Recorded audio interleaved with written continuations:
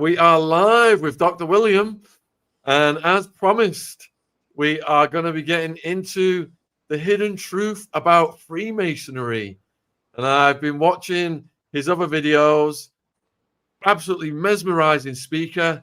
The details, I've learned so much from watching him, and I would urge people to support his important work. All of his links are in the description box below this video. So firstly, huge thank you for coming on, my friend. Well, it's a pleasure to be here. I've watched some of your content too, and it's really awesome. Oh, cheers. What we like to do is just go slowly over the chronology of your life and set the table for this a bit. Would it be okay if we could just go back first and talk about what it was like for you when you were growing up?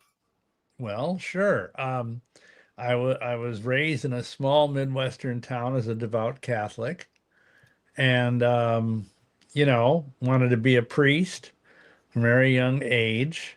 I was probably what most of my contemporaries would think of as a very disgustingly holy little boy, the type. And anyhow, when I got to college, uh, minor seminary, which is back then how they would do it, a priest professor, he had a doctoral degree from the Vatican. He took me aside in a theology class. I believe it was when I was a sophomore in college.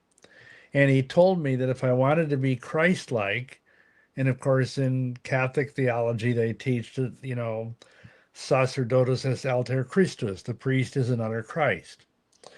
And so he said, if you want to be Christ like, you need to do what Jesus did. And that sounded reasonable. And he told me that Jesus studied the occult. He told me that he went to India. I mean, Jesus went to India and studied with the gurus and all that. And he went to Tibet and the lamas, and he went to Egypt and studied with the magi and all of this stuff. And that's how he was able to do the miracles that we see him doing in the Gospels. And I mean, you've got to realize this would be like 1969. So this is back in the day when the priest's word was like God talking to you. I mean, there was no even thought that he would disagree with this man. And so I figured, well, okay, So plus the guy had all of these advanced degrees, and so I went and to the best I could. I mean, this is obviously decades before the internet, but I found books on the occult and parapsychology and all this stuff. And some things earlier in my life had kind of primed the pump for that. But in the interest of some level of brevity, basically I found this book by a English witch named Sybil Leek called Diary of a Witch. And anyhow, she presented an entirely different view of witchcraft than what typically you see back then, with the possible exception of the TV show Bewitched, which of course had this cute witch, but mostly witches were like ugly and all of that. And she said, no, we're just a nature religion. And we worship the god and the goddess, and we gather herbs and pray under the moonlight, and we're perfectly harmless. And I kept expanding my research, and I discovered that many people were saying that in the witch community that Jesus was a witch, that his 12 apostles made a covenant of 13, and the whole bit. And I, because I was deceived, I didn't know the Bible, because back then most Catholics never touched the Bible. We heard the Gospels read, in Sunday Mass, but other than that, so I had nothing to combat all this misinformation with. And I ended up writing to the king of the witches over in London, who was named Alex Sanders. And basically, he had a biography out. That's how I found out about him. And I got a letter back from his wife, Maxine, and she directed me to a coven that was about 100 miles from here. And so I went and I got initiated. And then a couple of years later, let's see, I went to Boston area, Plymouth, actually, Massachusetts, and I was made a high priest in the what's called the Alexandrian Rite of Wicca, named after Alex Sanders, because as some of you may know, Wicca is got a lot of different sects, just like kind of the Protestant church does, and like many groups do. So anyway, we started covens and went to Milwaukee because we were invited to do so by a guy who owned the occult bookstore there in town. We had like dozens of people that we were teaching how to be witches, and along the way, um, this guy who I trusted, I mean, he was an older guy who claimed to be a witch, who owned the bookstore. He told me I should really get the Satanic Bible and read it. And I thought, well, why would I want to read the Satanic Bible, which is, the typical Wiccans, which is, what the modern witch calls themselves. They're Wiccans. Don't believe in the devil, don't believe in Satan. They just think it's something that the Christian church made up. So anyway, but he said, oh, you'll find some good stuff in there. So I went, and he gave me a free copy of the book, and it's full of a lot of hateful stuff. But at the time, I was already, because you see, when you're practicing the occult, which I was, I mean, I was a medium. I was, using, things like tarot cards and palm reading and all kinds of weird stuff. I was a licensed astrologer, all of that. And when you do that kind of thing, you open up doorways within your heart for demonic activity to just grow and grow like a parasite within you. And so I read the Satanic Bible and I liked it. And I went and wrote, the Church of Satan out in California. At that time, they were in San Francisco. And I became a member of the Church of Satan. And later on, I also became a second-degree member, a warlock in the Church of Satan. But I skipped over one thing, which is sort of critical. Before we went to Milwaukee, I had an opportunity to go down to Arkansas in the mountains there to study under the Grand Master Druid of North America, whose name was Eli. And there we learned all about, the Druidic side of witchcraft, which is slightly different from the Alexandrian type of witchcraft. And of course, I'm sure as an Englishman, you know all about the Druids. I mean, they were the ancient pagan religion of Britain and Ireland and Scotland. So anyway, along the way, this fellow who was, he's probably in his 60s at this point, he told me that if we ever got into trouble, number one, he told us that we should join the Freemasons because there's all sorts of Luciferian secrets in the Freemasons. And he himself was a 33rd degree Mason. Then he also told us that if we ever got into really deep spiritual trouble, we should join the Mormon church because the Mormon church was started by witches for witches to be kind of like a cover where everything looks, if you know about Mormons, they appear to be very nice Christian people, very conservative, straightforward. They don't even drink coffee. They're so holy. And anyway, join the Mormon church. And I kind of filed that away and forgot about it. And so we're going along here and things get darker and darker because that's how this stuff goes. You open up the door to the evil. And especially when you start saying, okay, I'm worshiping Satan now. And of course, again, like Wicca, there's different kinds of Satanism. And in the Church of Satan, they call themselves atheistic Satanists, which means they don't literally believe in a devil or a God. They just look at these things as symbols, as archetypes, if you will. But I found that unsatisfying, so I dug deeper. I got involved with hardcore Satanism, a group called the Brotherhood down in Chicago, and another group in Michigan called the Order of the Black Ram. And they were more hardcore. They really did believe in the devil. And I sold my soul to the devil and became a priest in the Satanic Brotherhood and ended up bringing other people into the fold. I got other people to sell their souls to the devil, which I'm very ashamed of now. And I've tried to witness to some of those people decades ago, and only one or two ended up becoming Christians. But anyway, So as things got darker and darker, I ended up one year. I sent off a check every year for $10 to the Church of Satan to get their newsletter. It was like dues. And when the check came back from the bank, some lady from the bank had written on the check, "I'll be praying for you in Jesus' name." Mhm. And of course, I just scoffed at it. I thought this is the stupidest thing imaginable because by this time I thought Jesus was the son of Satan. And so, it was just crazy. And I just threw the check in my file and forgot about it. But within just a couple of days, it's like something terrible happened in my life. I lost all my magic powers. I lost my job. My whole life just came unraveled like an old sock. And I didn't know what was going on because I was trying to do everything the devil told me to do. And he promised me, because, when you sell your soul to the devil, you get 7 years. And in those 7 years, you get all of, the power, the women, wine, song, drugs, whatever you want, wealth beyond your unimaginable dreams.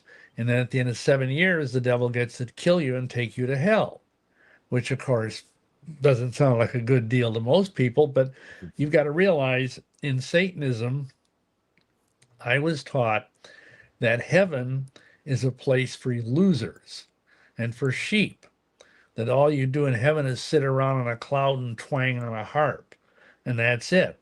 Whereas hell is for the wolves. Hell is like a nonstop orgy, sex, drugs, rock and roll for all eternity, so to speak. So I didn't think that was a big deal that I was going to go to hell. Well, anyway, so here I say I go upstairs because in our attic we had this, the entire attic was painted black. We had this magic circle on the floor. I had this big statue of Pan. And, I cried out to Lucifer and I said, "What's going on here? I mean, I did everything you asked me to do. I got other people to sell their souls to you. Why am I in this mess?" And thankfully, Lucifer didn't answer me, but God did. And within one day, I got a phone call from these two teenage girls that were in Chicago, which is not that far from Milwaukee. And they said, "Could we come up and see you? We've got a present for you. We've heard about you. We're Satanists too, and we've heard that you're this great satanic priest." And I said, "Well, great, because I just lost my job. I figured they'll probably give me some money." So they come up to see me in Milwaukee. They took the train. When they got there to our house, they handed me these two Christian comic books from like Chick Publications. One was called Spellbound and one was called The Angel of Light. And they were both about the dangers of the occult. And they said, "These are just so stupid. You've got to read these things. They're really funny." And I just went, whatever, and threw them in the drawer and forgot about them. Well, the next day, there was a knock on the door and opened the door, and it was two Mormon missionaries, just serendipitously. And because I had rejected what God had sent to me, because imagine this for a moment. This is how God can work. He used two teenage devil girls to bring me a gospel message. How whacked out is that? But I tell people it's because nobody dared come to our house. Even Jehovah Witnesses were afraid to come to our door and knock on the door because it was like the Addams family house. I mean, not really. It looked okay, but people, they would, our neighbors, would see us out in the backyard wearing black robes, chanting in a circle, and all this stuff, and just stay away from that house, whatever you do. So no Christian ever witnessed to me, not once. But here these Mormon missionaries show up at the door. And I remember what this Grandmaster Druid guy said 6 years earlier, because by now this is 1979, and joined the Mormon Church. So we invited them back, and they did their little dog and pony show, and we ended up getting Mormonized. I was baptized in the Mormon Church in 1980. I went to the Salt Lake Temple in 1981 to be married and all that kind of stuff. We can get into the whole Mormon thing if you wish, but uh, the thing was, I was told by this guy, the Druid fellow, that this would be the peak Luciferian experience of my life if I went to the Mormon temple, especially if I went to the Salt Lake Temple, which is kind of like, the Vatican of Mormonism. And sure enough, there were all kinds of things where if you had a background in the occult, you would see, like, for example, anybody can do this because most people cannot get into the Mormon temple, even most Mormons can't. But if you go to Salt Lake and you look at that temple, it's got all these satanic and Masonic symbols all over it. Literally. I mean, we did this one DVD that's called Mormonism's Temple of Doom. And you can get that off our website, and soon we're going to have it on Vimeo because I understand it's really expensive to have DVDs shipped across the pond. But, God willing, we'll have it up on Vimeo within a week or two on our channel. But in any event, in this video, I actually went to Salt Lake as a Christian and took pictures of like every window in the Salt Lake Temple has an inverted pentagram, like is the cornerstone. And they have like sun, moon, and stars. They have like all-seeing eyes. They have Masonic handshakes. These are all engraven into the granite of the temple. And nowhere is there a cross. There is not one Christian symbol anywhere on the temple. And when we went into the temple, there was all sorts of weird Masonic stuff that I recognized because of my background. But most Mormons wouldn't. They just think, oh, well, this is a little strange. Because let me say this, if you go to a typical Mormon Sunday meeting in what they call a ward, that's like their local congregation is called a ward, it's kind of like being in a Protestant church, except it's more boring. I mean, Mormon meetings are kind of about as interesting as watching paint dry, but people put up with it. But if you go to the temple, it is so radically different because you get these weird robes to wear. You put on this weird green Masonic apron. You wear these funny hats if you're a guy, and if you're a woman, you wear this really ugly kind of bridal veil thing. And again, all of this used to be secret. But now, because of the efforts of people like me and Ed Decker and Chuck Sackett and other people that are former Mormons, you can probably go on YouTube and see, what all this stuff looks like. So anyway, we went to the temple, and this is where the plot really thickens, because we had been told to give certain key words when we were brought into the Salt Lake Temple, that would open doors for us. And as it happened, they had a computer system installed just a few weeks earlier. We said these words into the computer as part of our registration, and the whole system went down. Their whole system crashed for whatever reason. And so they took us aside and we went through the dog and pony show you go through. It takes hours. And then he arranged for us to go and meet the president of the temple, who's kind of a big deal. And he, in turn, arranged for us to meet with one of the 12 apostles, who's at that time it was Elder James Faust. Believe it or not, his name was Faust, which, has an association with black magic. But anyhow, so we sat there and we told this man, because again, this guy was like in the top 15 people in the whole world for Mormonism. And we said that we had had dreams and visions where we were in the Salt Lake Temple celestial room, even though we didn't know what it looked like. And we saw all these people in white robes around this altar. And on the altar, which is like kind of like the altar you'd see in a Masonic temple, they said it's white satin upholstered, very beautiful stuff, was laying a nude girl. Obviously not a mature woman, but somewhere probably a pubescent teenager. And they were all, chanting and stuff, and it was implied they were going to have sex with her.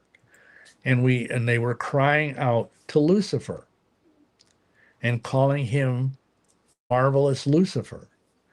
Well, we shared this with this high-level Mormon guy, And he looked at us and he looked kind of like taken aback. And we thought, oh boy, we're really in trouble now. We're going to get, thrown into the bottomless pit or something. But he said, and you gotta, if you know Mormons, they have this thing that they do. It's called bearing you their testimony. And if you want to say something as a Mormon, really serious, really important, you say, well, I bear you my testimony. But. Well, anyway, this guy said, well, I bear you my testimony that the things you have shared with me are true. And that Lucifer is the God that we worship in the temple. And if you can move out here, because at this time we were still in Milwaukee, and become residents of the Salt Lake Valley, we can probably find a place for you in temple service. Well, fortunately, we didn't make that move. And in the meantime, I was reading the Bible because the Mormons use the King James Bible. At least they were at that time. I don't know what they're doing now. But anyway, and I was reading the New Testament, and I just kept finding things that didn't make sense with Mormonism. And I tell people that the best anti-Mormon literature you can read is the New Testament. So I kind of studied my way out of Mormonism, but I didn't know what to do. And so we had to move from Milwaukee to Dubuque because of a thing. My wife needed to go to nursing school there. And what happened was there was this ad in the penny. We have these little penny advertisers that come out every week, these little mini newspapers, about a prophecy seminar that was being held at a nearby park. Now, well, I'm going to go to this because I belong to it. Mormons believe they have a living prophet running their church. And I can go and teach all these people how wonderful Mormonism is. So I went there and I was totally unprepared for what I found because this guy that was there, he was like an evangelist teaching stuff about the end times. And I kept challenging him with questions and he had answers. This is the first time I had ever, gotten into a dialogue with someone that really knew their Bible. It was a Christian. And finally, I said to him, this is the thing that Mormons always throw at people that they perceive to be Protestants. I said, well, where do you get the authority to baptize people so that they can be saved? Well, he said, where do you get the idea that it's like that? It says in Acts 16:31, believe in the Lord Jesus Christ and thou shalt be saved and thy house. And then, of course, later on they were baptized. So it's all about faith. And that just threw me for a loop. And I ended up, going home that night and I was trembling because I thought, could it really be just this simple? And I went home and I prayed and I fasted and prayed. And finally, I remembered that comic book, those two comics, and how in the back of it, they had this little thing, how to get born again. So I took off my magic Mormon underwear because I don't know if you know this, but Mormons wear magic underwear. And because I didn't want any, static on the line. And I prayed the prayers that were in the back of the comic and I got gloriously born again. That was in 1984. And then a couple years later, I got called into the ministry. I went out to Salt Lake City. I was invited to go and speak at a big conference out there and tell about Mormonism. I called the talk Joseph Smith and the Temple of Doom, because this is right after Indiana Jones and the Temple of Doom, the movie had come out. And it was kind of a sensation, and it kind of started me in the ministry. And since I've basically been ministering to Masons and Mormons and witches ever since then. Wow. Like I said, viewers, absolutely mesmerizing. The details and what Bill has been through, and that raises so many questions. So my first one is then, earlier on you said you got the Satanic Bible and you liked it. What did you like about it? Well, of course, it has this kind. I was really into Nietzsche, the philosopher, and I was also really into Ayn Rand, the objectivist 20th century woman. And that the Satanic Bible really pushed those two, along with many others, writers and thinkers of the 20th century, and the idea of radical selfishness and of not wasting compassion on ingrates and losers. And at that time, because I was so full of the devil, I didn't have any compassion.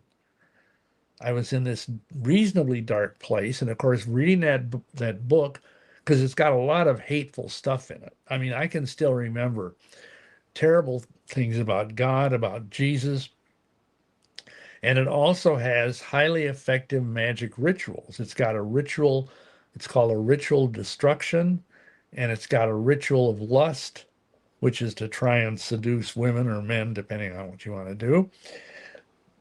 And I forget what the other one is, but and these things worked, quote unquote. They were effective, and so that's kind of what appealed to me as a lost soul who was very much. You see, I tell people this: most people get into the occult either because they want power or because they want wisdom. They think there's secret, and of course the word occult means hidden. They think there's secret wisdom that they can have that the typical guy on the street or woman on the street doesn't have. And that's an ego thing. You know, like I had this when I moved to Milwaukee and was teaching all these witches, I had this nothing job. I was working as a furnace operator for I mean, it was a blue collar job, but it was nothing prestigious, you know, melting car parts into big aluminum ingots. I did that for 5 years.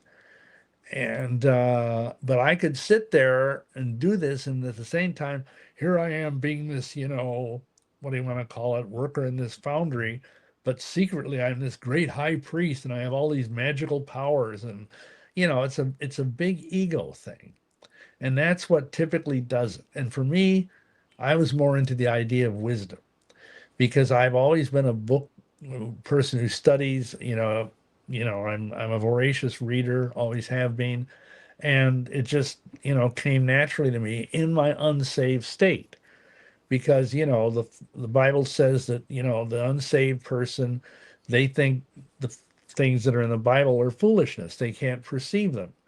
And it wasn't until I actually got born again and started reading the King James Bible that I got out of it. So how many years were you in it for? Well, let's see. I got involved in witchcraft in 1968, and I basically stayed with it in one form or another until I got born again in 1984. So that'd be like 16 years. And of course, I moved into deeper and darker things in that time. I didn't just stay in one place. I got into like this whirlpool of darkness that just started sucking me down. So could you describe some of the rituals you were involved in over the years? Well, I mean, a typical white witchcraft circle is, you know, the Alexandrian type witches are all naked. They would gather in a 9 foot circle on the dark of the moon and on the full moon and do magic.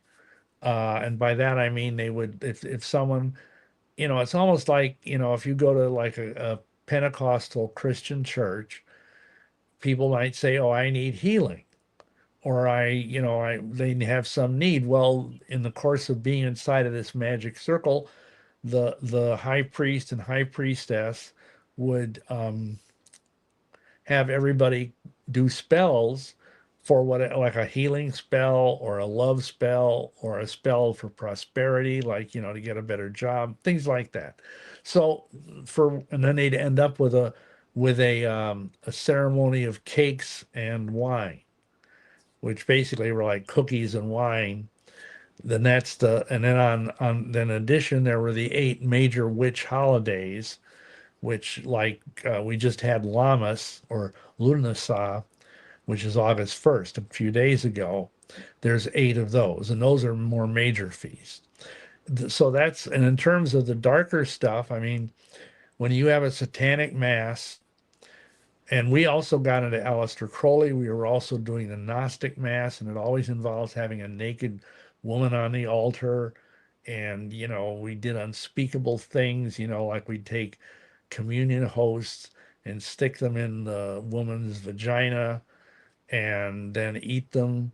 And, we blaspheme Jesus. We'd make fun and mock and, things I'm just terribly ashamed of now, but that's where I was at, in that deep dark hole. Um, and again, that you would have these rituals, and there would be intention, like again, and I'm talking about the satanic or Crowley type stuff, um, because I was also a member of the OTO, which is a Crowleyish / Masonic group, and you'd have intention, like if you were doing a Gnostic mass for someone to fall in love with you, or doing a Gnostic mass for someone to get a job, that kind of thing. Pretty bad So stuff. when it comes to Masonic rituals versus the earlier rituals, then was there overlap? Oh yeah, that's the funny thing, because the guy that basically started the modern Wiccan revival was a British retired civil servant named Gerald Gardner, who lived in the New Forest region of England. And he claimed that he had come in contact with this traditional witch coven in the forest there, and they initiated him. And he was also a Freemason, like a lot of people in Britain that are either in the military or the civil service. They are also into Freemasonry because it helps them get along in their job. And he incorporated a lot of Masonic stuff into the rituals that are part of the Gardnerian and the Alexandrian branches of Wicca. Um, so, for example, but here's the funny thing. If you were to go through the first degree of the Masonic order,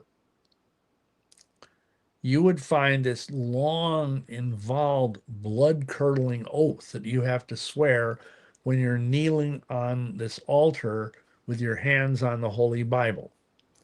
And the end of the, I'm not going to give you the whole thing because we'd be here for a half an hour, but the end of it is, you got your hands in the Bible, say, all this I most sincerely promise and swear, binding myself under no less a penalty than having my throat cut across, my tongue torn out by the roots, and buried in the sands of the sea, where the tide ebbs and flows every 24 hours, should I knowingly violate this, my entered apprentice obligation, meaning an oath.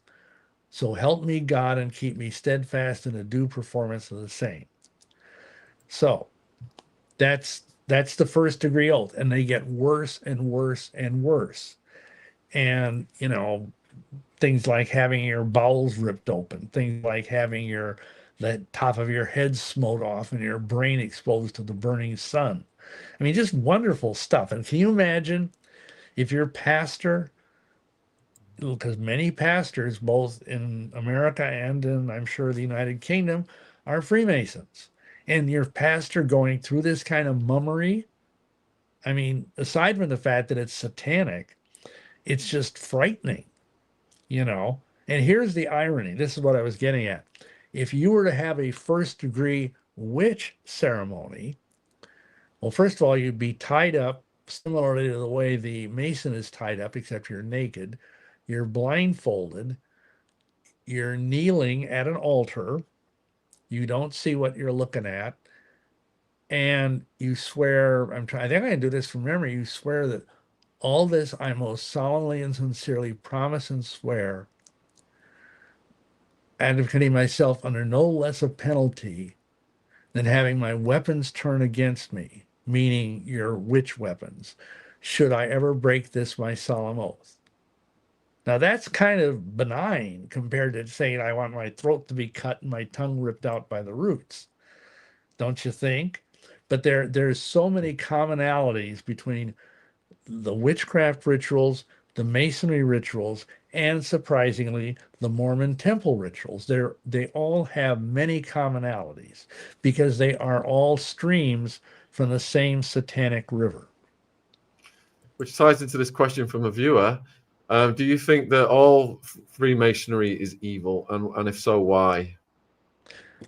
Well, first of all, I'm not saying Masons are evil, but the institution of Freemasonry, because I think most Masons are probably good men, but the institution of Masonry is rooted in Baal worship. And by that I mean, if you go back and you read the Bible, the Old Testament, you will see that all the religions around Israel were worshiping Baal or Moloch or something like that, some pagan god. And all of those different deities, they boil down to phallic worship. In other words, the worship of the male genitals. And that is the god of Masonry. Now, that is going to surprise most Freemasons because they don't know that. But if you read the books, if you read like Albert Pike's Morals and Dogma, if you read Albert Mackey's Encyclopedia of Freemasonry, the trouble is most Masons don't read their own books, just like unfortunately a lot of Christians don't read their own Bible. But you will find that it will talk about how the God of Masonry, you see the letter G. And I don't know how about it is over in England, but in America, you're told as a beginning Mason, that stands for either God or for geometry. But later on, you learn that it stands for genitals, and that's why Masons wear an apron over their midriff, and that hangs down, and they're actually told this is like the veil in the temple, in Solomon's temple, that kept the Holy of Holies sacred. In the same way, when a Mason wears an apron, his Holy of Holies is his package. And if you want any further proof of that, just look at any headstone of a wealthy Mason in a cemetery. It's always going to be an obelisk, which is, a phallic symbol. And you look at here in America, our first president, George Washington, was when he was in the British Army before the Revolution, he was a Freemason. And so when they put up the Washington Monument, it's it's the world's largest phallic symbol. It's a giant obelisk. And, we did a whole teaching, Ed Decker and I, like 35, 40 years ago, about how the whole of Washington, D.C. is like this giant Masonic talisman. That's probably off topic, but that's the main problem, is that Masonry refuses to acknowledge Jesus Christ. Masonry says that all religions are equally good, that you can be a Buddhist or a Muslim or a Hindu or a Christian or a Jew, and they're all wonderful. And that's not what the Bible says. The Bible says, Jesus says, I am the way, the truth, and the life. No man comes unto the Father except through me. And here's the problem. If you were a Christian and you joined the lodge, you would not be allowed within the lodge to talk about Jesus, to witness Jesus. You couldn't glorify his name in any way, shape, or form. And there's one degree in York Rite Masonry, and I don't know if you have that in Britain or not. You'd think you would, because it's named after a city in England. But in one degree called Knights Templar, they talk about Jesus. But otherwise, it's all this perennialism and all religions are one and blah, blah, blah, which is a total lie. And here's the problem. When you kneel at that altar and swear that oath, there's a rope around your neck, a blue velvet rope that's held by a lodge officer. And at the end of the oath, you kiss the Bible, they take off your blindfold, and the worshipful master, who's standing right there, tells the officer, the senior warden, okay, remove the cable tow from about our brother's neck, because he is now bound by a much stronger tie to our fraternity. Now, what that means is that there is a spiritual bond that was created with this person, who may or may not be a Christian, and this Baal worshiping satanic fraternity. And people need to understand, usually the devil is not upfront with what he does. He's subtle. He's sneaky.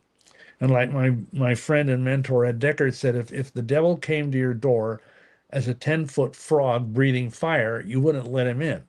But if he came to your door as two sweet-looking young men as Mormon missionaries, you'd let them in. And that's the thing. Masonry looks good on the outside, but like Jesus warned, within it's full of rottenness and dead men's bones.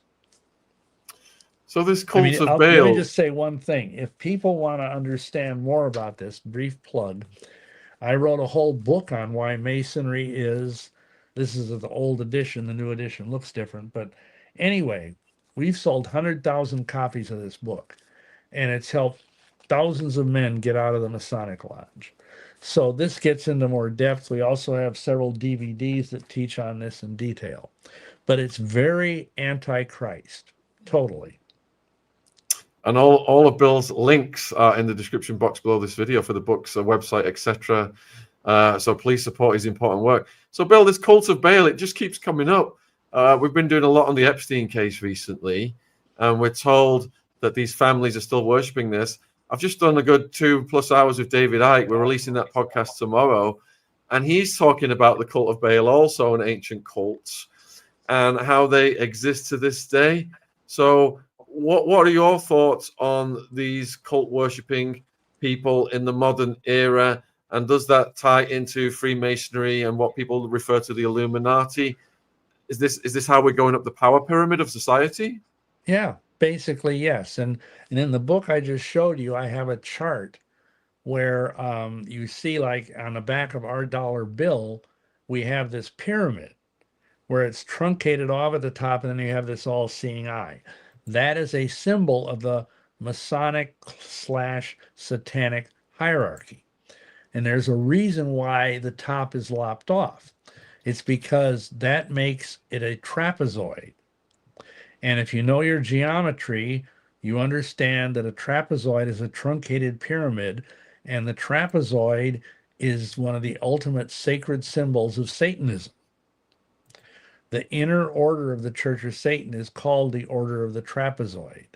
And I did a whole teaching on that. I don't think we want to get into it right now. But so, there's 13 layers. Yeah, there you go. There's 13 layers of bricks. And those represent the 13 layers working up. At the very bottom, you've got the Blue Lodge, which is the basic foundation of Masonry. Then above that, you've got, the York Rite, the Scottish Rite, the Shrine. Then you've got, the higher level stuff, the Memphis Mitzrayim, the Palladium. Then you've got the Illuminati. And then at the very top 2 or 3, you've got the 9 unknown men. And above them, at the very top rank, you've got what is called the 7. And when I was in all of this, I was told that the 7 are 7 fallen archangels that sit at the throne of Lucifer. And then, of course, the top thing, the all-seeing eye, is the symbol of Lucifer. And, of course, the words there in Latin, Annuit Chaptus Novus Ordo Seclorum, means this year begins the new world order. And, of course, if you read the Roman numerals, along the bottom, it says 1776, which was, of course, the year America rebelled from you guys, but it's also the year the Illuminati was formed on May 1st. That's when the Illuminati was created on a high witch holiday, Beltane, of 1776. You've got a question from Shane, and thank you, Shane, for setting this interview up. As a former high-ranking Freemason, is there truth to claims that Freemasonry has hidden ties to the Satanic Church, and are those beliefs hidden? I would say very much so, yes. Because at the higher levels of Freemasonry, you have what has come to be called satanic ritual abuse going on. We, as our ministry, have prayed for literally hundreds of people who, when they were little children, were sexually molested in Masonic temples. Now, this is not obviously part of their public persona, but it is going on. And again, it's all part of the same thing, like you mentioned, the Epstein thing, and all of these people that are into underage sex, whether it's with just pubescent girls or pubescent boys or even little children, it's based on the same idea of hardcore Satanism and hardcore Freemasonry, that when you rape a little child, you vampirize that child's youth, and you can steal that and somehow live longer. It's like you're being a sexual vampire. And if you do this enough, the belief, which of course is nonsense, but this is what they believe, you can live for centuries. And so it all kind of hangs together. At the time, the Masons and the Mormons and the Vatican, as you go up that pyramid, they all end up in the same satanic place, messing with little children, messing with deflowering virgin girls, murdering people, cannibalizing children. All of this stuff is going on within Freemasonry, within Mormonism, and within the Vatican. And I know there are other people that have testified to this, from various different perspectives, but I believe it's true. You're getting asked about modern celebrities and Disney, for example, their role in propagating this and pushing the satanic symbolism. Yeah, well, Disney has never been a friend of the family. I mean, even back when I was a little child, I'm old enough. I remember when they started up Disneyland, and even in those days, Walt Disney was being financed by the black nobility and by the Illuminati to start warping the minds of little children, because originally, things like Hans Christian Andersen, Grimm's fairy tales, the things that the 19th century children were brought up on, were rooted in Christianity. And when Uncle Walt started making movies out of these fairy tales, notably, Snow White, Pinocchio, all of these things, he subtly twisted them, pulled the Christian elements out of them, and especially the movie Pinocchio is like a total, it's like basically the Disney studios, and mind you, Pinocchio's like 70 years old. I mean, I think it came out in the early 50s, and it's like a hidden thing of what the dark people are doing, because it's about the corruption of this child, of this, he's a puppet, but he gets in with these bad kids, and they go to this island. They're taken to this island where everything is fun, and you get to eat ice cream and rides and all that, and you gradually get turned into a donkey. And of course, in the Bible, the donkey is a symbol of our sin nature.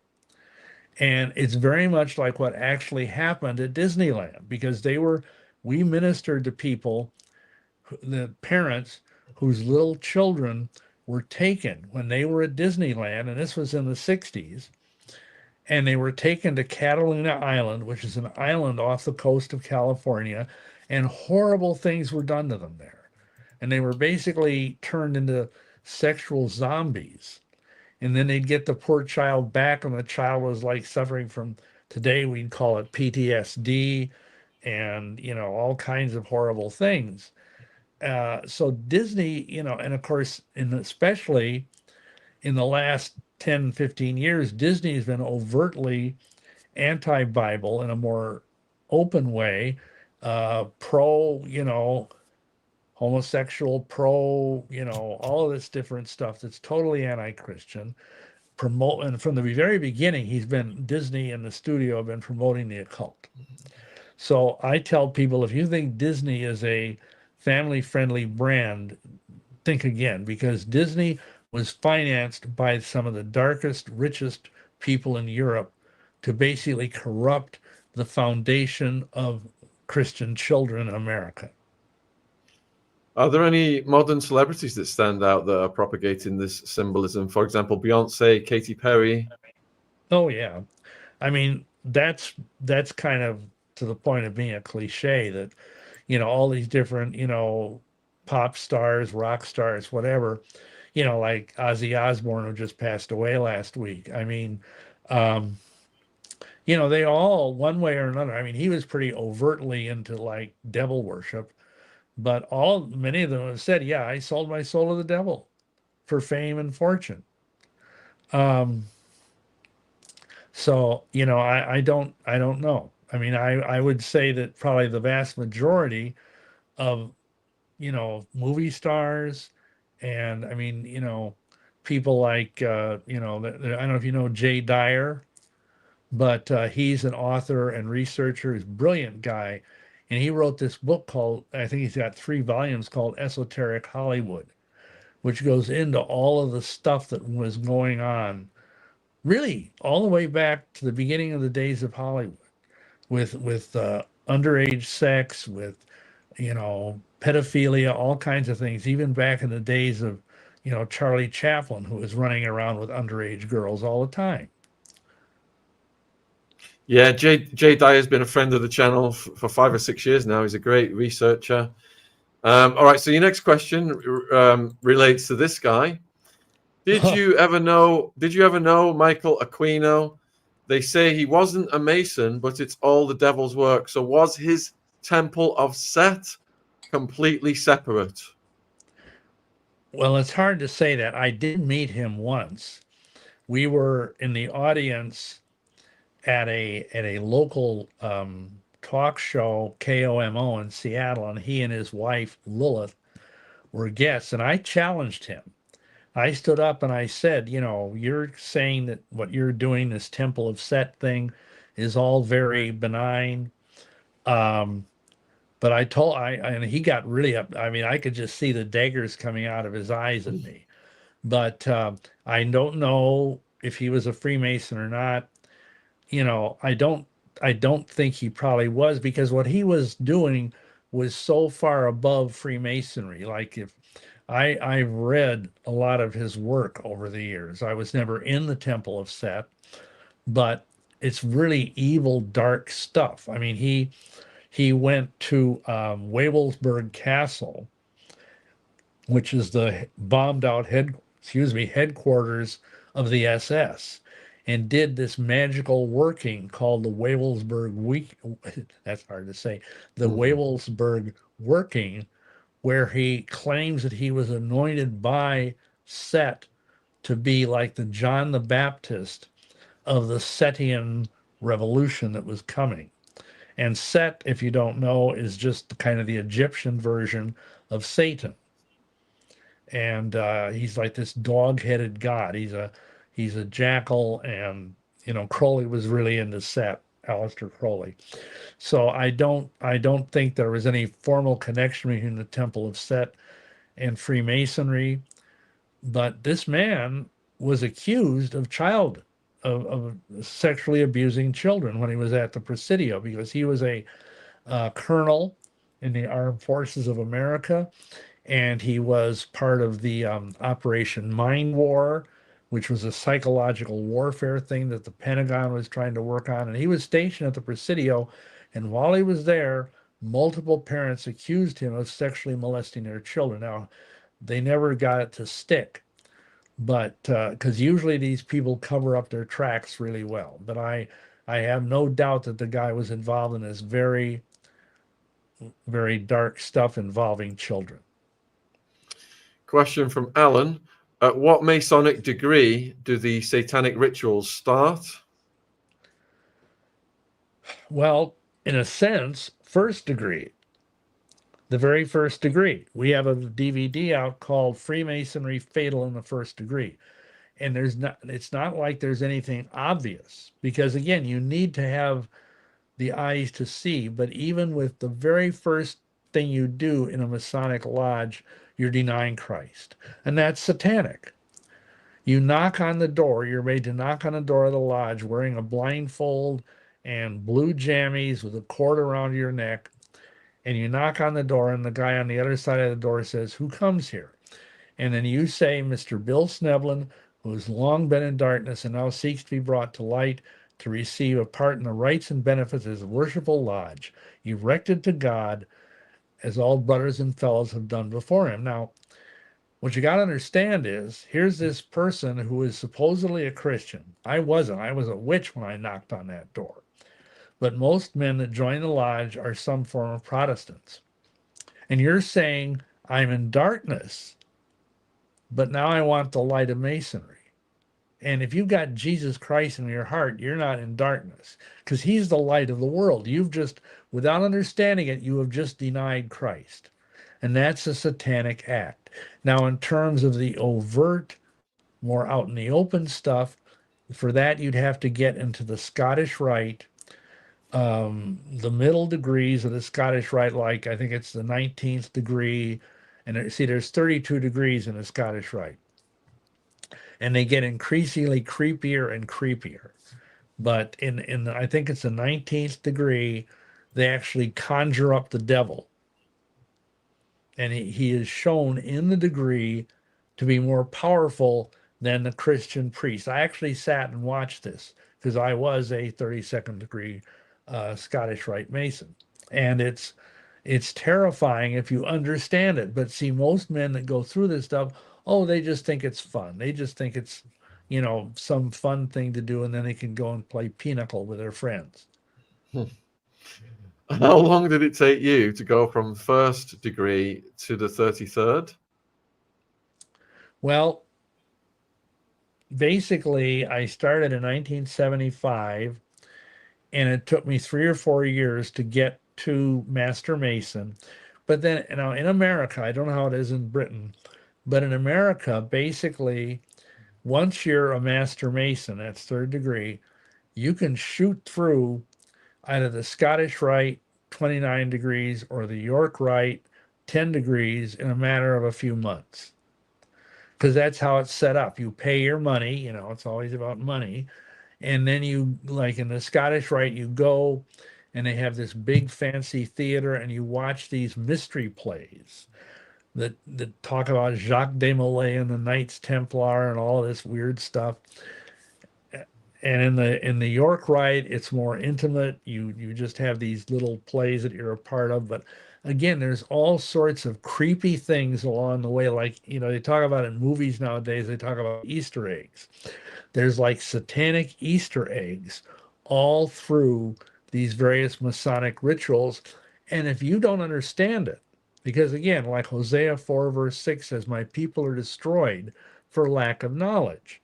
And if you walk into this thing like a babe in the woods, and you don't have the experience that I have as a witch to understand all this occult symbolism, and it's like you're walking into a minefield, a spiritual minefield. And if you step on something, it's going to, spiritually speaking, of course, blow up in your face.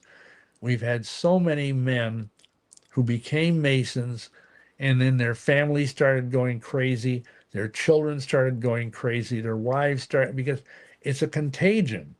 And if once you kneel at that altar and swear that oath to Baal, even though you don't understand that's what you're doing, at that point, you open up your life to satanic darkness. And because you're one flesh with your wife, she gets this too. And your children, who are, of course, under you spiritually, they get it. And it's like all of a sudden, all of this spiritual toxicity is pouring down into you, your wife, and your children. And we've had to pray for literally thousands of people over the years, over the decades, people who had gotten into Masonry and had horrible things just rip their family to shreds. So it's not just about the men, it's about the whole families and the impact. So what is the requirement then to get to 33? Well, as I kind of explained to your producer, I wasn't in the 33rd degree in American Masonry. I was in the 33rd degree of the Rite of Memphis Mithraeum. But in America, to be a 33rd degree Mason is an honorary thing that is only given to very powerful, wealthy, or famous people. Like a lot of famous Hollywood celebrities are 33rd degree Masons, like Roy Rogers, like Burl Ives, the famous folk singer. Um, Harry Truman, who was a U.S. president, was a 33rd. I think 14 or 15 of our U.S. presidents were 33rd degree Masons, but it's something you have to really be something special, or else, and here's the kicker, you have to know the right words to say. And see, because I was a medium and I had contact with fallen angelic beings, I knew what to say because these evil beings were speaking the things I needed to say into my ear. And so I kind of had a leg up, if you will. I had an advantage because I was kind of plugged into all these fiendish spiritual beings that knew what I needed to say. So, other than that, I mean, you have to be a 33rd degree, you have to either be at the top of the York Rite, which is like, let's see, that's like 8 degrees, or you have to be at the top of the Scottish Rite, which is 32 degrees.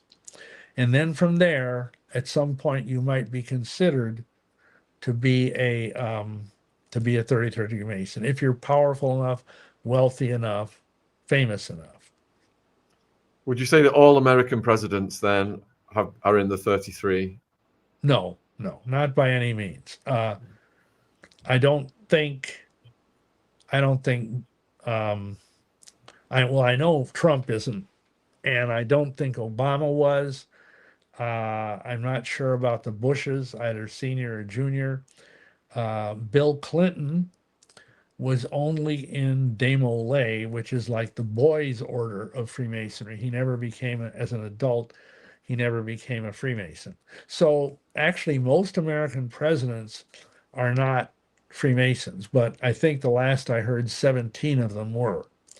And I think we're now on, well, Trump is the 47th, but of course he was in twice. You're getting asked whether Bohemian Grove and Skull and Bones are related to Freemasonry. Well, I'm sure Skull and Bones is. And again, I wasn't in those things. I was never at Bohemian Grove, but I know there's a lot of overlap. And, I think the Bohemian Grove is kind of a higher level offshoot of the 33rd degree of the Scottish Rite. But I've not done a deep study on it. My mind is so full of weirdness that I don't really want to put any more weirdness in it. But no, I know Skull and Bones is very much related to high level masonry, and I would not be surprised if the Bohemian Grove was too.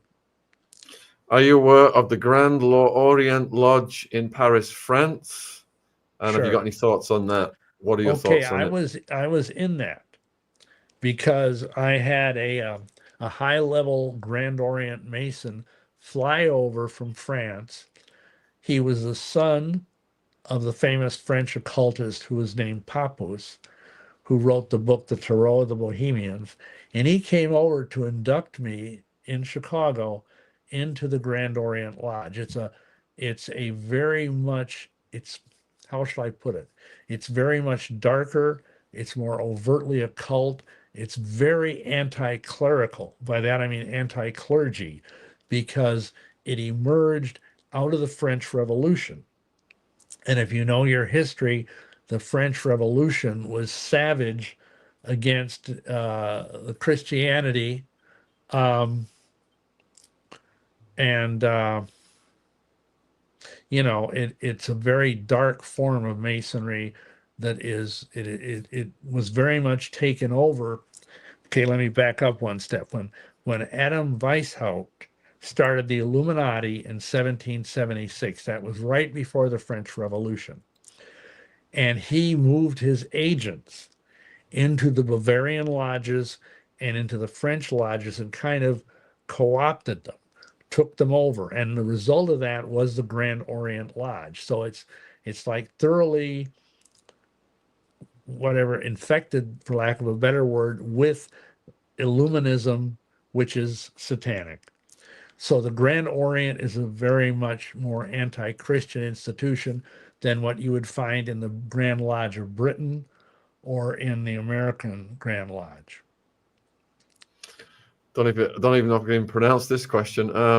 What is your take on the Anishinaabe 7 fires prophecy and the Hopi prophecy, as they say white people are the key to the end of the world, and the comparison to the LDS, they tie together? I'm afraid I never heard of that. So you got me stumped on that one. All right, yeah, me too. So a question from Shane here, and that is, what is the real purpose of Freemasonry as you came to understand it from the inside? Well, they say that they build their temples in the hearts of men. That's one of their mottos. And they also say that Masonry exists to make good men better. That's their ostensible thing. But underneath the surface, they are basically working to corrupt the men that come into their organization. And again, the average Mason doesn't understand this. It's the higher up people. And, but like I try to explain to folks, just because it looks good doesn't mean it is good. I mean, if somebody gives you a glass of cyanide and tells you it's water, if you drink it, you're dead. And in the same way, Masonry is spiritual cyanide. And I think when Masonry was put together, it was designed, and I go into this in great length in the book, but it came out of the Stonemasons Guild in about 900 years ago. It made its way through and became co-opted with Rosicrucianism and the occult and all this stuff. So today it basically exists as a way of drawing men into what looks like a good thing, a charitable organization, because Masonry does all these different charitable things, but it corrupts them. And it's like a death watch beetle that's within the heart and soul of the men that join it. And I know so many men we have had to pray for over the years who got into Masonry and they found themselves drawn to pedophilia, drawn to, sodomy, to all manner of perversion. And it's not good.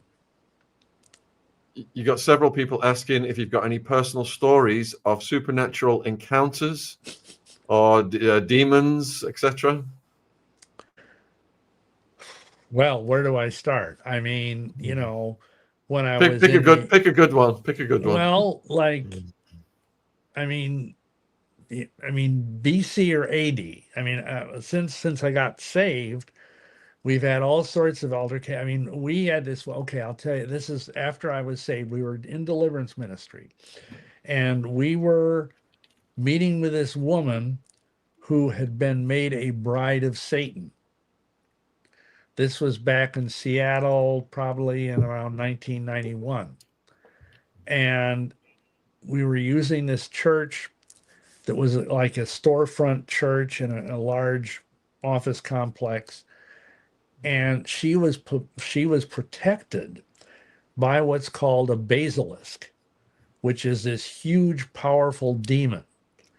And as we were praying with her and having her renounce Satanism and all this stuff, this demon was on the outside of the building, shaking the building.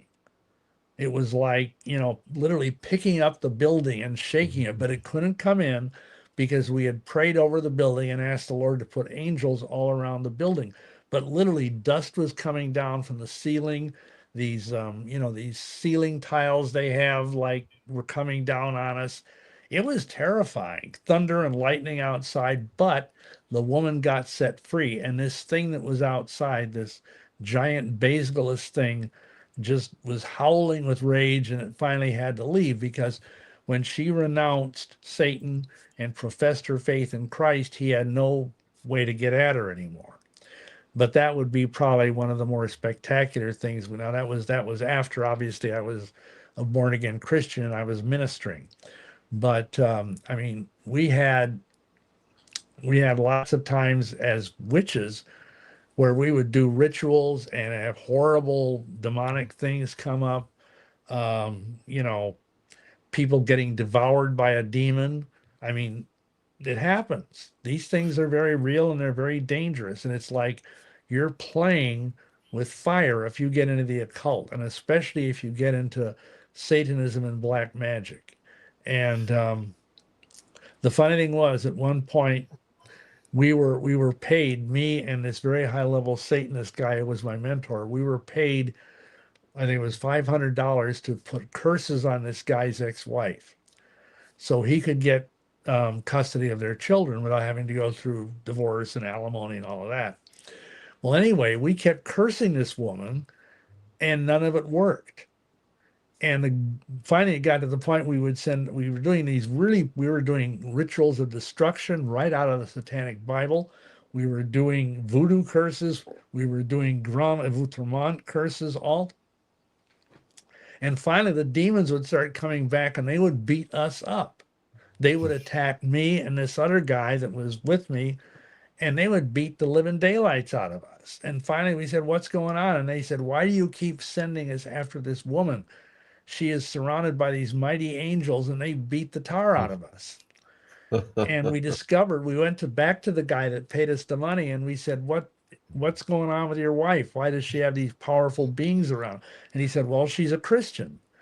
And we go, like at that time, I should have realized I was playing for the wrong team.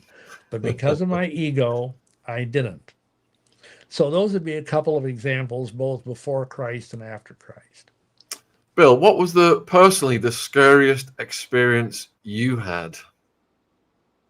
You cut out for a second. What kind of experience? What was the scariest experience you've ever had in your life? Wow. Well, I would say this is again after being born again. My folks were out visiting, my father and stepmother. We were in Seattle in full-time ministry, and we wanted to take them up to Mount Rainier National Park, big, beautiful mountain. And we were on this switchback road, and the devil was trying to kill us. I'd been poisoned. I have been shot at. I have had, all manner of death threats over the years. And praise God, he's keeping me going. But in any event, in this case, we were going on these different switchback roads up the mountain. And we were going around this curve, and this semi was coming in the other way. And the guy was aiming for us. And you know how it is in those moments. You don't have time for a long, lengthy King James prayer. You just say, "God, help us," And what happened was, and my father was sitting beside me, and my stepmother and wife were in the back seat. And the truck became immaterial. It went through us without harming us. And I could literally see the engine of the truck go through me. And then it was gone. It went on its way down the road as we were going up the road. And, we stopped the car and we were trembling. And my father looked at me and it's like, we are never going to talk about this, are we? Because my father was a very down to earth kind of Catholic guy, very devout Catholic, but it was just too much for him. So I never mentioned it anymore. But that was probably one of the scariest things. We could have been, there was like a cliff up here and a 1,000-foot drop to our left, and there was no place to go, but God saved us. Hallelujah. Crikey wants to know if you know anything about the Royal Order of Jesters. Yeah, I know a lot about it. We've ministered to women who are victims of the Order of Jesters. And it's like the highest level of the shrine. And the shrine is like, I don't know if you even have that in Britain, but in America, it's like at the pinnacle of the York and Scottish rites, you can be a Shriner. And it's all kind of done in a sort of an Arabic way. And, like all the people wear Arab costumes and they have Arab music and all that. Well, anyhow, the Order of the Jesters is like this elite inner order. And we have a YouTube video about it on our YouTube channel, but it's terrible stuff because they they have these parties where they will take women, wives or prostitutes, and do unspeakable things to them. The motto of the order of jesters is where mirth is king. And they have their symbol is this little fat golden naked baby with a crown on his head holding like a scepter with a swastika on the end of it. Doesn't that sound special though? And this one woman who came to us, she said that every I think it was every month on a certain date they would have a jester meeting, and then her husband would bring his buddies home from the meeting, and they would be playing cards, and they would drug her and tie her up naked to the bed, and then whoever won the hand of cards would get to go in and rape this guy's wife. And I mean, she literally was raped dozens of times.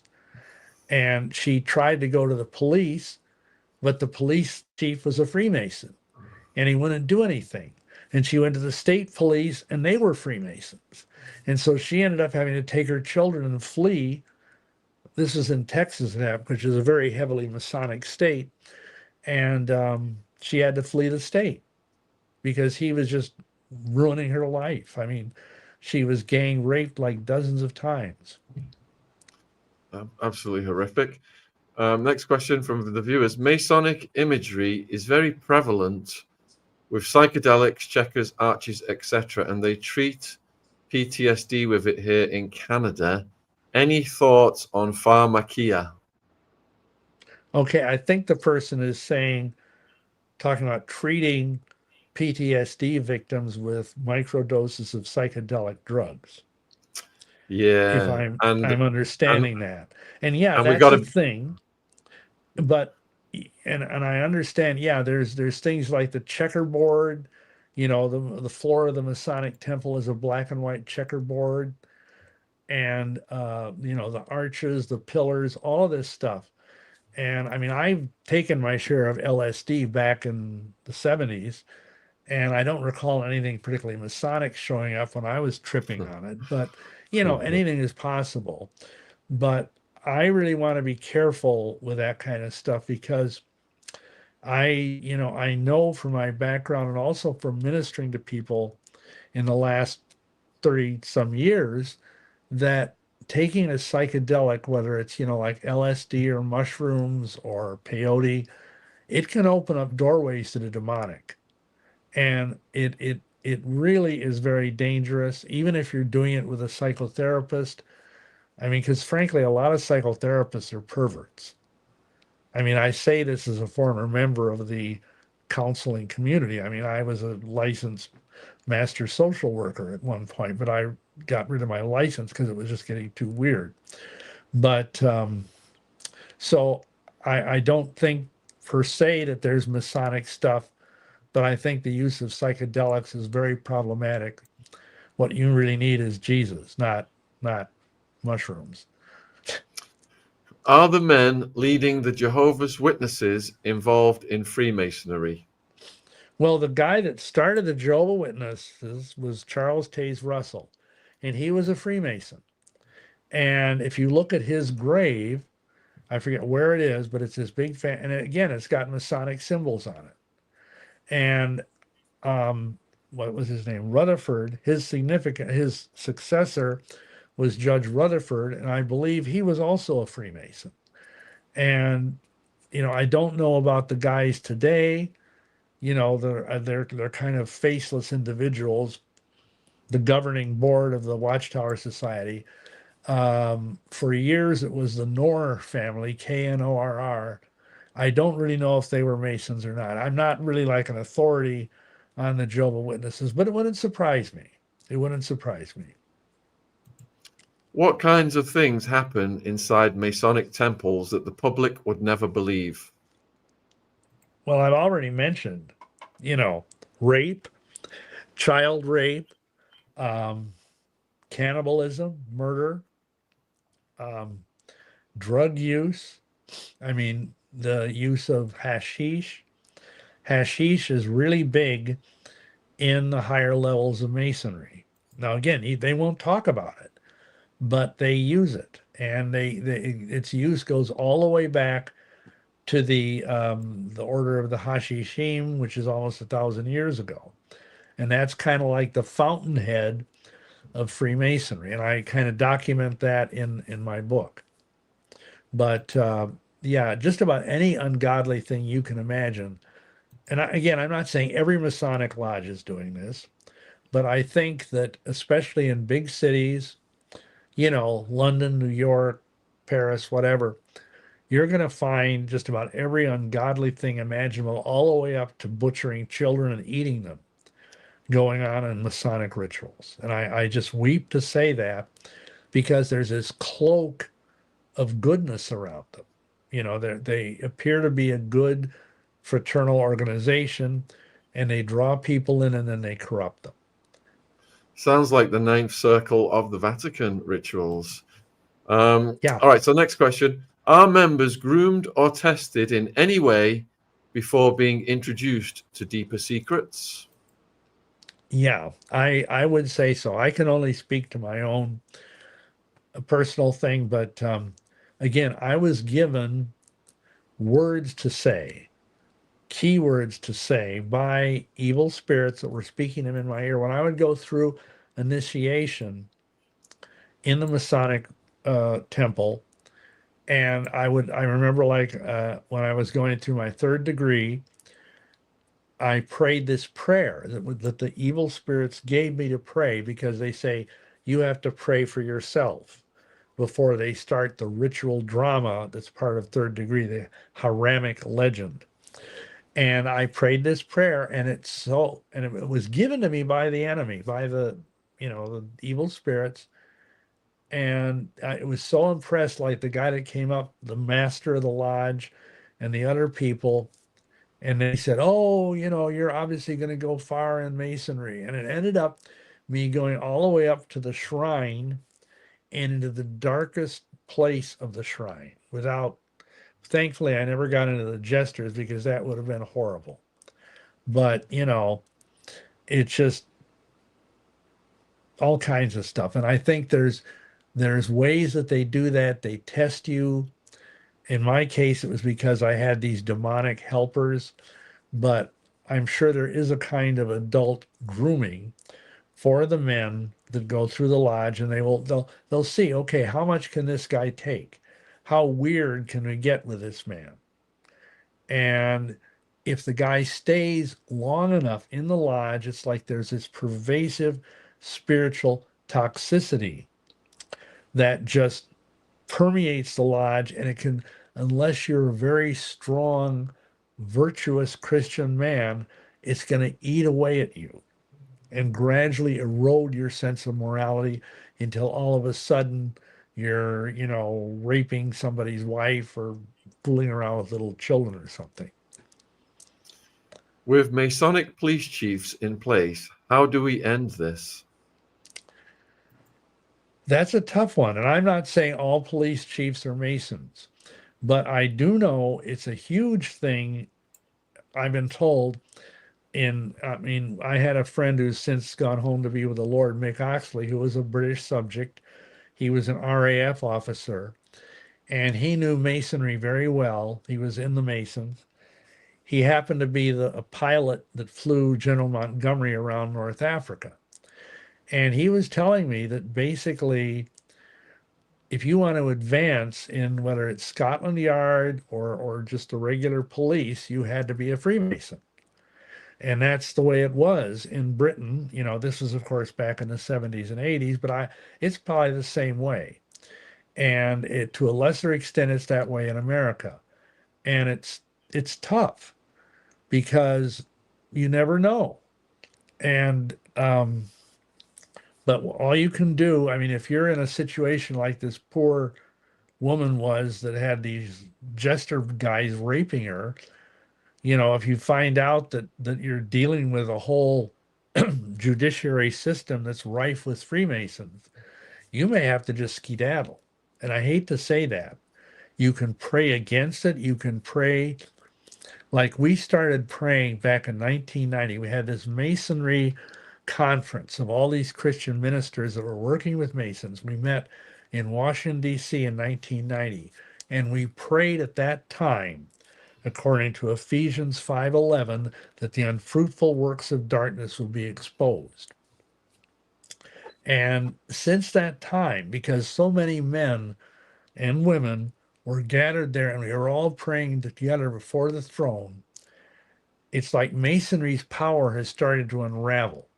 I mean, there are just a fraction of the Masons in America now than there were in 1990. Masonry's membership has dropped enormously, and it's typically all older guys. And I think its power is waning, partly because people like me and Ed Decker and Ron Carlson, who's now deceased, but there's people out there speaking out against the lodge, and more people are wising up. Which ties into this question. Do you not fear that leaking these secrets, they may come after you? Oh yeah, they've come after me plenty.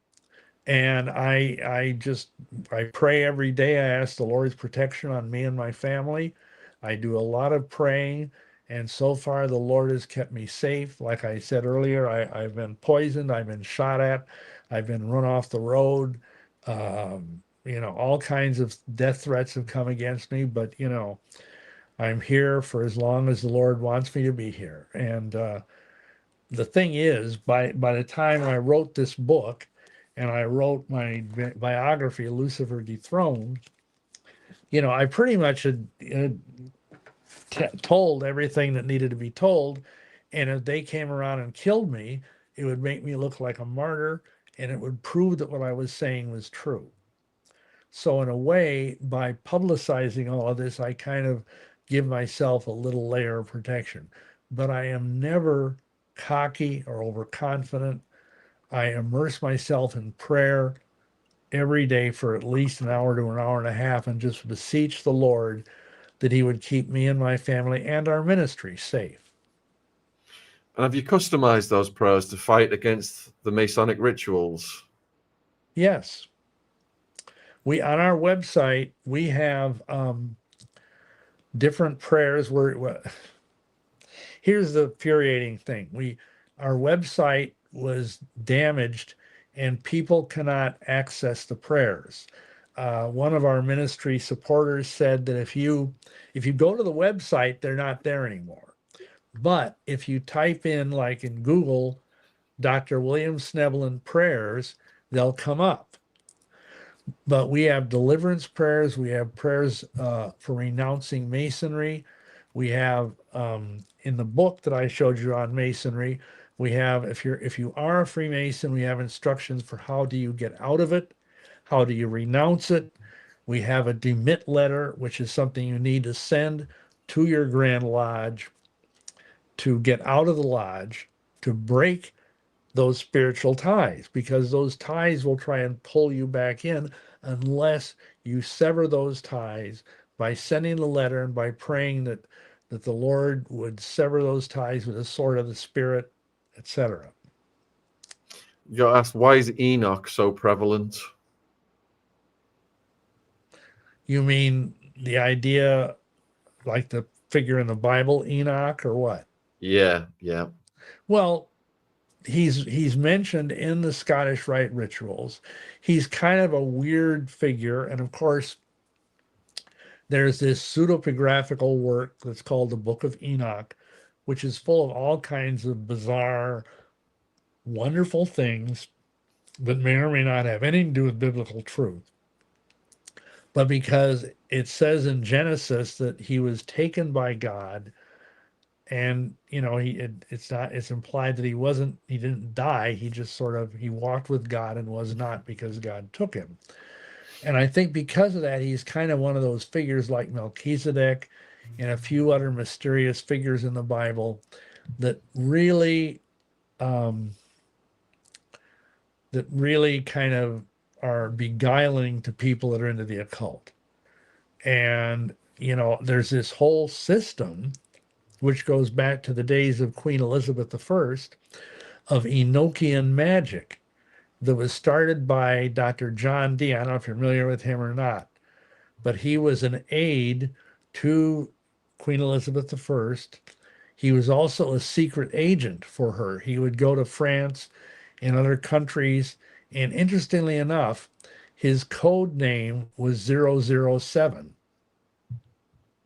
Make of that what you will. And anyway, he was an occultist, and he was doing these ceremonies where he would call up this angel, and this angel would teach him what came to be known as the Enochian language and the Enochian calls or cries.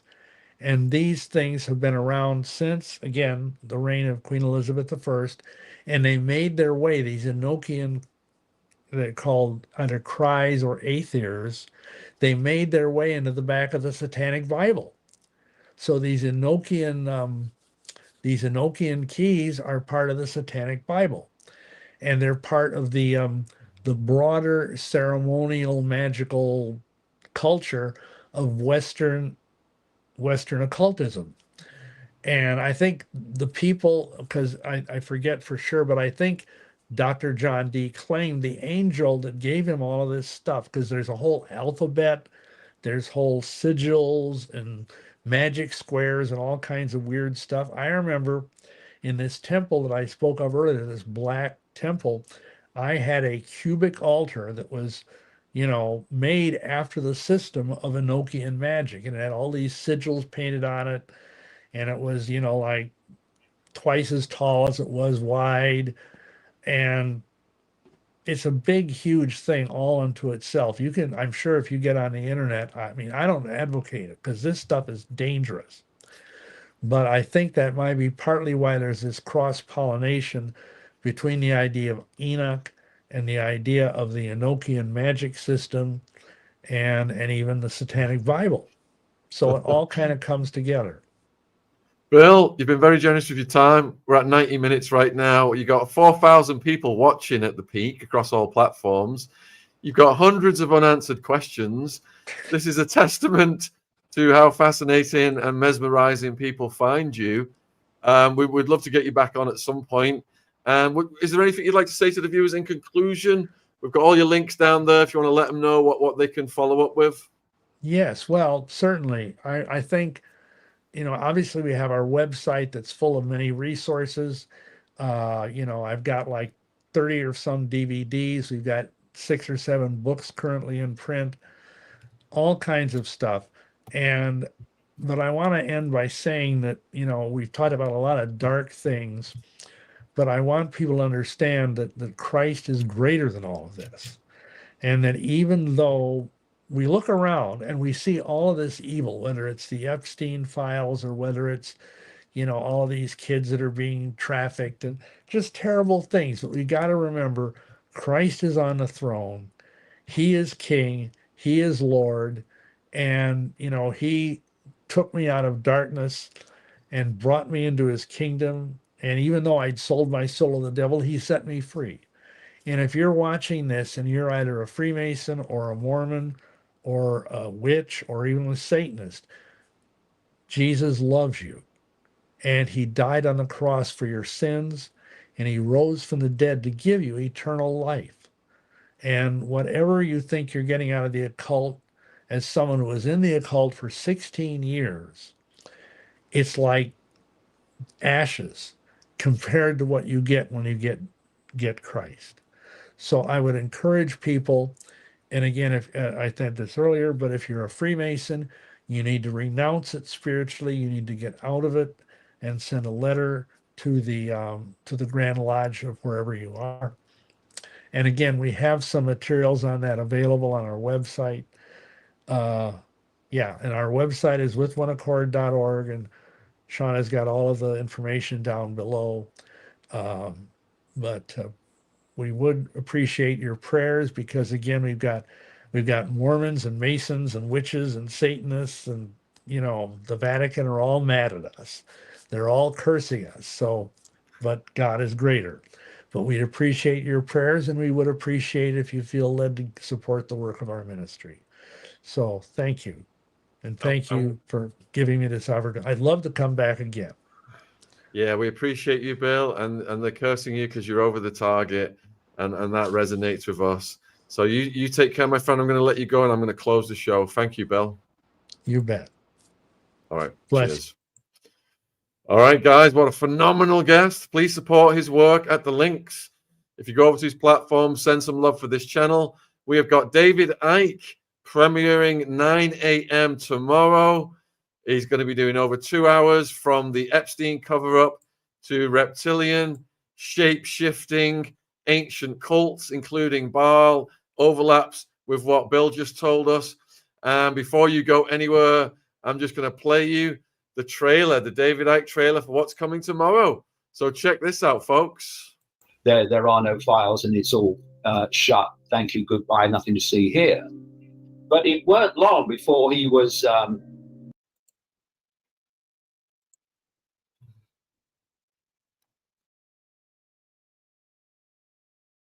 weren't being released. I mean, I think his first effort was that Trump was holding back the files because he was blackmailing the deep state. And then I saw another one where the question by the deep state. I mean, talk about disappearing up your own backside. When you've got to face the bloody facts, and they are that Epstein and Trump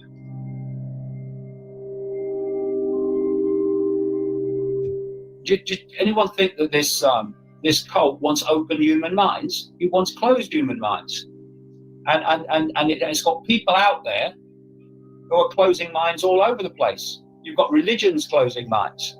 If you believe in a religion, there's vast areas, whichever one it is, there's vast areas of potential awareness, knowledge, insight that you won't go there. You won't go there because it will breach the walls of your religious belief.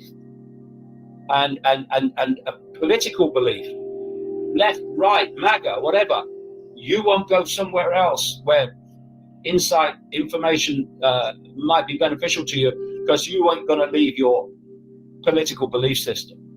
We've got to put down these fault lines of division, these fault lines and these walls of perceptual programming here and no further, and open our minds to what's really going on. And I tell you, it's nothing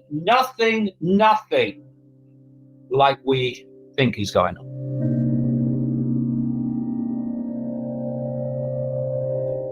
You're making offerings to the gods. What do the gods get out of it? And then big pennies start to drop. The whole banking system start to drop when you realize that these entities in this astral dimension, which interpenetrates ours, are feeding off low vibrational human energy.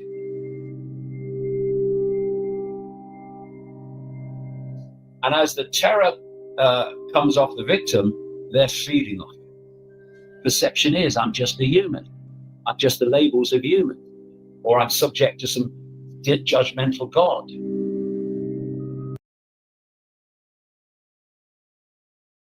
So that is coming tomorrow, folks. I will put the link in the live chat right now. Set your notifications. David I exposes all from Epstein cover-up to ancient reptilian cults. And if you're watching on replay, link is in the description box. So please set your notifications. Thank you for tuning in. Thank you for all your questions. Sorry, the chat was just going bonkers. I couldn't keep up with it, but I tried to, cover as much ground as possible. Hope to see some of you in the chat tomorrow with David Icke. Thanks for tuning in.